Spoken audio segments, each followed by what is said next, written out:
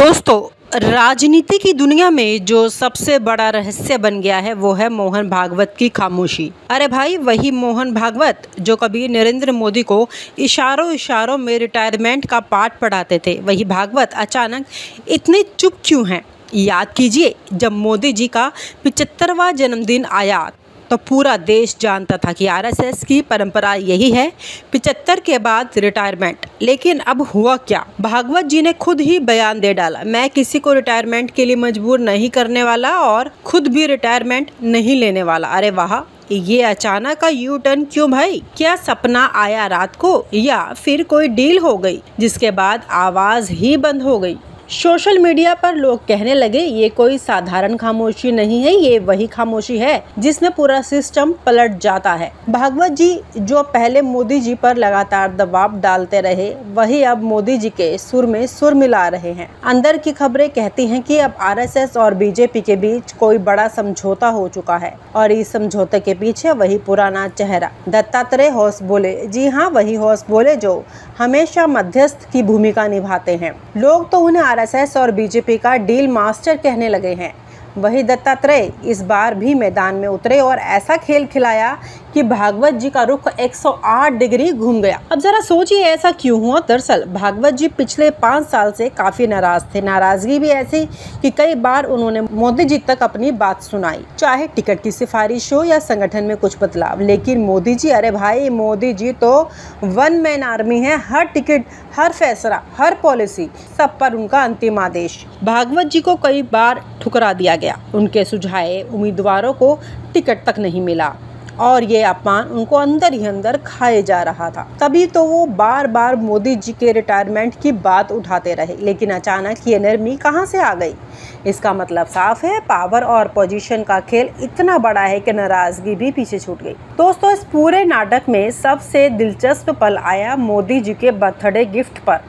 अरे, कोई सोचेगा कि प्रधानमंत्री का गिफ्ट होगा तो जरूर कुछ बड़ा और शानदार होगा, और हुआ भी वैसा। पूरे देश के अखबारों में फुल पेज का आर्टिकल छपवाया गया जिसमें मोदी जी ने मोहन भागवत की तारीफों के पुल बांध दिए। क्या भाषा थी, क्या अंदाज था, लगा जैसे बटर लगाकर परोसा गया हो। लोग सोशल मीडिया पर हंस हंस कर लिखने लगे, मोदी जी ने भागवत को मिठाई नहीं बल्कि शहद में डूबा हुआ लेख भेज दिया। लेकिन असली गिफ्ट तो वो नहीं था। असली गिफ्ट था पर्दे के पीछे सुरक्षा, सत्ता और शक्ति का पैकेज। जी हाँ, मोहन भागवत को अब मिल गई है Z+ से भी ऊपर वाली सिक्योरिटी। उनके चारों तरफ कमांडोज की ऐसी फोर्स खड़ी कर दी गई है, अब वह किसी राजा महाराजा से कम नहीं लगते। सोचिए जरा, कभी साधारण खाकी निक्कर पहनने वाले स्वयंसेवक आज इतने सुरक्षा बलों के बीच घूमते हैं कि पूरा माहौल ही बदल जाता है। और ये सुरक्षा केवल सुरक्षा नहीं, एक मैसेज है। मैसेज ये है कि देखिए, अब हमारे साथ हैं तो आपको भी वही सम्मान और वही ताकत मिलेगी जो हमें मिली है। यही वजह है कि भागवत जी का तेवर अचानक नरम पड़ गया। अब उन्हें सत्ता के केंद्र से दूर रहने का डर सताने लगा है। दरअसल आरएसएस भी अब वैसी मासूम संस्था नहीं रह गई जैसे पहले हुआ करती थी। अब तो वह संगठन भी सत्ता, पद और पैसे की चमक में डूब चुका है।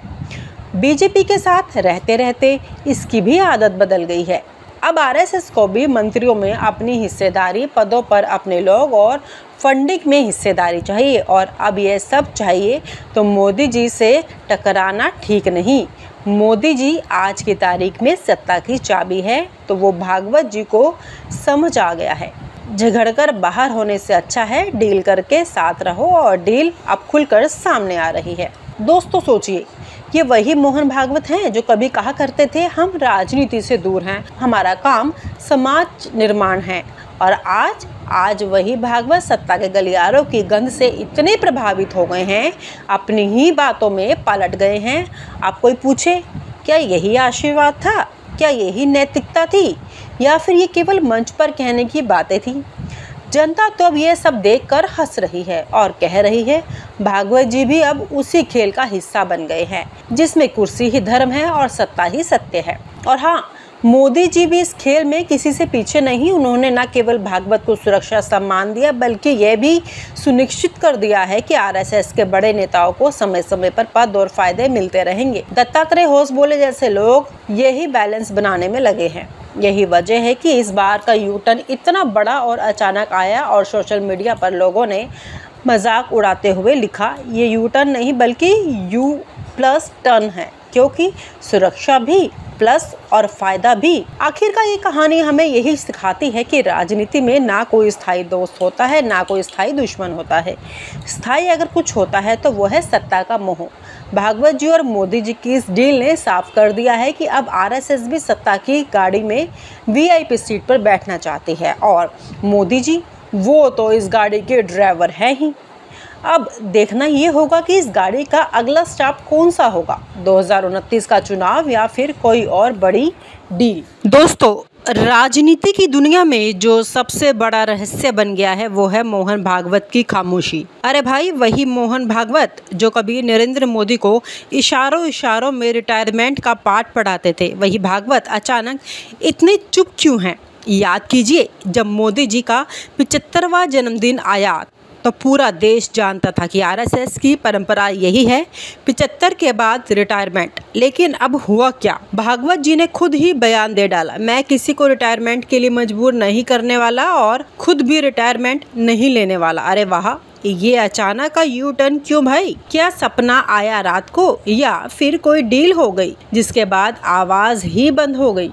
सोशल मीडिया पर लोग कहने लगे, ये कोई साधारण खामोशी नहीं है, ये वही खामोशी है जिसमें पूरा सिस्टम पलट जाता है। भागवत जी जो पहले मोदी जी पर लगातार दबाव डालते रहे, वही अब मोदी जी के सुर में सुर मिला रहे हैं। अंदर की खबरें कहती हैं कि अब आरएसएस और बीजेपी के बीच कोई बड़ा समझौता हो चुका है, और इस समझौते के पीछे वही पुराना चेहरा दत्तात्रेय होसबोले। जी हाँ, वही होसबोले जो हमेशा मध्यस्थ की भूमिका निभाते हैं। लोग तो उन्हें आरएसएस और बीजेपी का डील मास्टर कहने लगे हैं।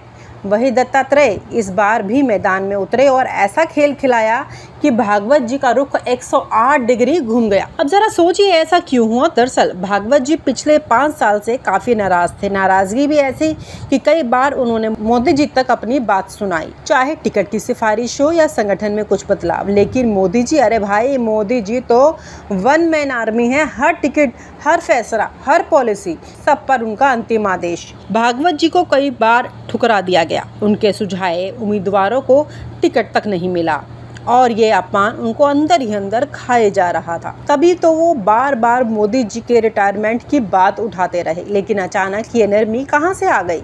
इसका मतलब साफ है, पावर और पोजीशन का खेल इतना बड़ा है कि नाराजगी भी पीछे छूट गई। दोस्तों, इस पूरे नाटक में सबसे दिलचस्प पल आया मोदी जी के बर्थडे गिफ्ट पर। अरे, कोई सोचेगा कि प्रधानमंत्री का गिफ्ट होगा तो जरूर कुछ बड़ा और शानदार होगा, और हुआ भी वैसा। पूरे देश के अखबारों में फुल पेज का आर्टिकल छपवाया गया जिसमें मोदी जी ने मोहन भागवत की तारीफों के पुल बांध दिए। क्या भाषा थी, क्या अंदाज था, लगा जैसे बटर लगाकर परोसा गया हो। लोग सोशल मीडिया पर हंस हंस कर लिखने लगे, मोदी जी ने भागवत को मिठाई नहीं बल्कि शहद में डूबा हुआ लेख भेज दिया। लेकिन असली गिफ्ट तो वो नहीं था। असली गिफ्ट था पर्दे के पीछे सुरक्षा, सत्ता और शक्ति का पैकेज।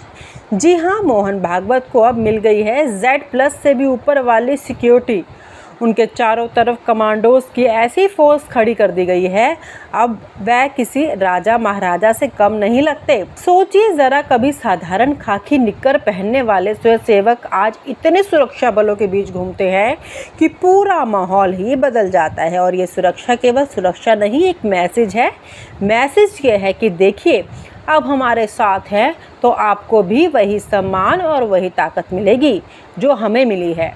यही वजह है कि भागवत जी का तेवर अचानक नरम पड़ गया। अब उन्हें सत्ता के केंद्र से दूर रहने का डर सताने लगा है। दरअसल आरएसएस भी अब वैसी मासूम संस्था नहीं रह गई जैसे पहले हुआ करती थी। अब तो वह संगठन भी सत्ता, पद और पैसे की चमक में डूब चुका है। बीजेपी के साथ रहते रहते इसकी भी आदत बदल गई है। अब आरएसएस को भी मंत्रियों में अपनी हिस्सेदारी, पदों पर अपने लोग और फंडिंग में हिस्सेदारी चाहिए। और अब ये सब चाहिए तो मोदी जी से टकराना ठीक नहीं। मोदी जी आज की तारीख में सत्ता की चाबी है, तो वो भागवत जी को समझ आ गया है। झगड़कर बाहर होने से अच्छा है डील करके साथ रहो, और डील अब खुलकर सामने आ रही है। दोस्तों सोचिए, ये वही मोहन भागवत हैं जो कभी कहा करते थे हम राजनीति से दूर हैं, हमारा काम समाज निर्माण है, और आज वही भागवत सत्ता के गलियारों की गंध से इतने प्रभावित हो गए हैं, अपनी ही बातों में पलट गए हैं। आप कोई पूछे, क्या यही आशीर्वाद था? क्या यही नैतिकता थी, या फिर ये केवल मंच पर कहने की बातें थी?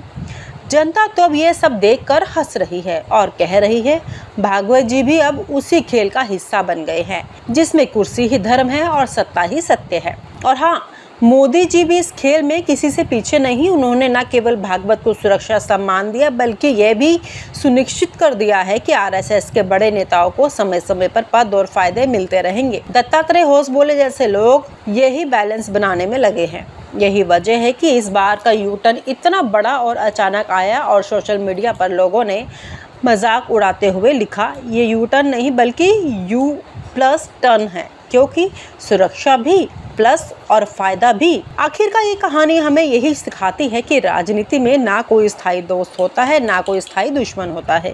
स्थायी अगर कुछ होता है तो वो है सत्ता का मोह। भागवत जी और मोदी जी की इस डील ने साफ कर दिया है कि अब आरएसएस भी सत्ता की गाड़ी में वीआईपी सीट पर बैठना चाहती है, और मोदी जी वो तो इस गाड़ी के ड्राइवर हैं ही। अब देखना ये होगा कि इस गाड़ी का अगला स्टॉप कौन सा होगा, 2029 का चुनाव या फिर कोई और बड़ी डील। और आप हमसे जुड़े रहने के लिए सब्सक्राइब करें YouTube पर, फॉलो करें Twitter पर और लाइक करें Facebook पर। और ज्यादा जानकारी के लिए आपको टाइप करना होगा सिर्फ न्यूज़ नशा।